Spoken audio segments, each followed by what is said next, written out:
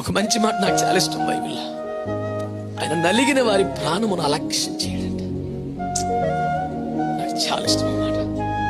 అన్యాయంగా నిందలు, అవమానాలు, వేదనలు, బాధలు, పోరాటాలు నలిగిపోయావు చూడు. నీకు ఇంకే స్పెషల్ క్వాలిటీ అక్కర్లేదు బిడ్డ. నీ నలిగిన నీ జీవితమే దేవుని నిర్లక్ష్యం చేయలేడు. ఆయన స్వభావం అది కాదు. లైట్ తీసుకెళ్ళాడు, పక్క నుంచి బైపాస్ అయ్యి వెళ్ళిపోయి నలిగిపోతున్నావుగా.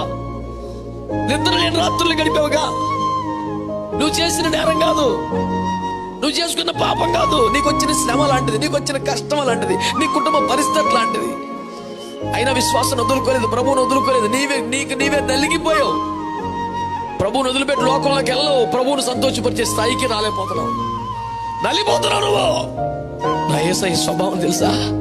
ఆయన నలిగిన వారి ప్రాణమును అలక్ష్యం చేయలేడు. అనలేడు, ఆయన వల్ల కాదు.